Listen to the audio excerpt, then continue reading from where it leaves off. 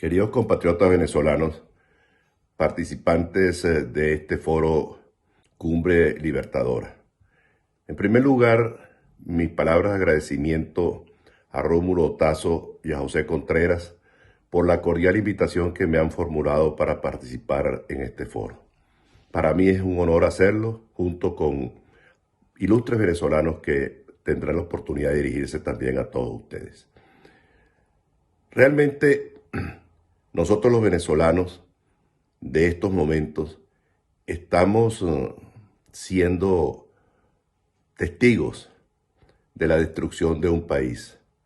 Nunca por nuestras mentes pasó la idea de que Venezuela podría ser destruida en tan poco tiempo. La tarea de construir el país tomó muchos años, mucho trabajo, mucho esfuerzo, mucho sacrificio de muchos hombres y al propio tiempo de importantísimos recursos desde el punto de vista financiero. Nuestro país fue durante muchos años envidia del mundo entero por el portentoso crecimiento económico que tuvimos durante 50 años, 6% por año, por los cambios que Venezuela tuvo en la segunda parte del siglo XX.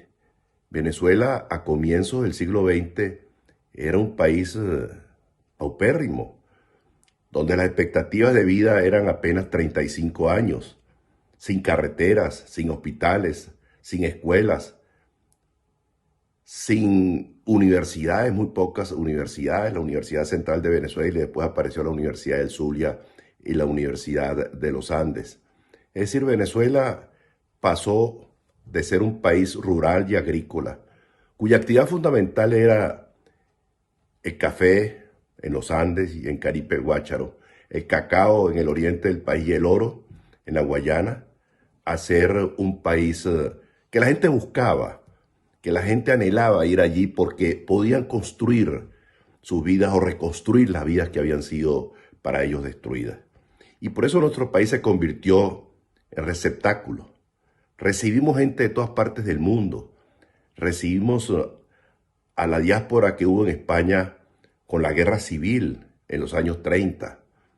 Posteriormente recibimos a los europeos que estaban pasando grandes calamidades, grandes hambrunas a raíz de la Segunda Guerra Mundial, españoles, portugueses, italianos, gente de Europa Oriental, a los judíos perseguidos en buena parte de Europa por los nazis.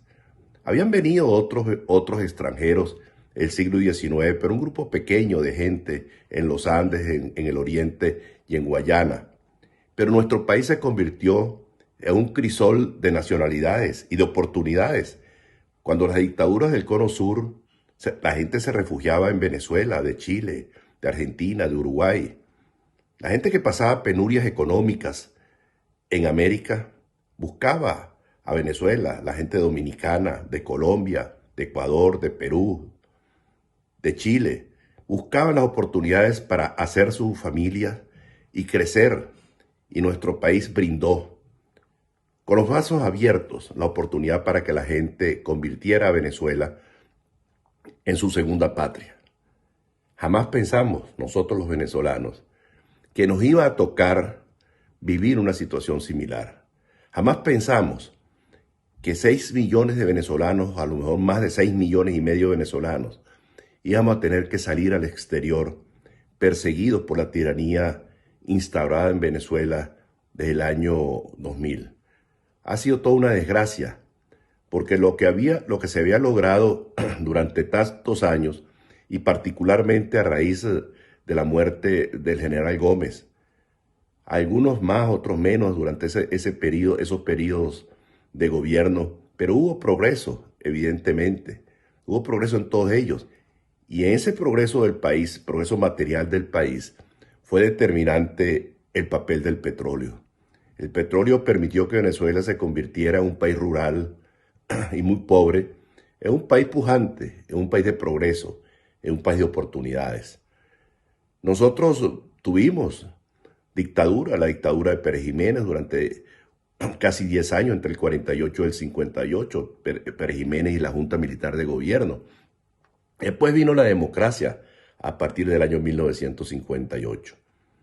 Esos años de democracia, que fueron 40 años, con sus carencias, con sus dificultades, con sus errores, también tuvo muchos aciertos. Buena parte de la modernización de Venezuela se inicia antes, pero se continuó de una manera acelerada durante esos 40 años de democracia.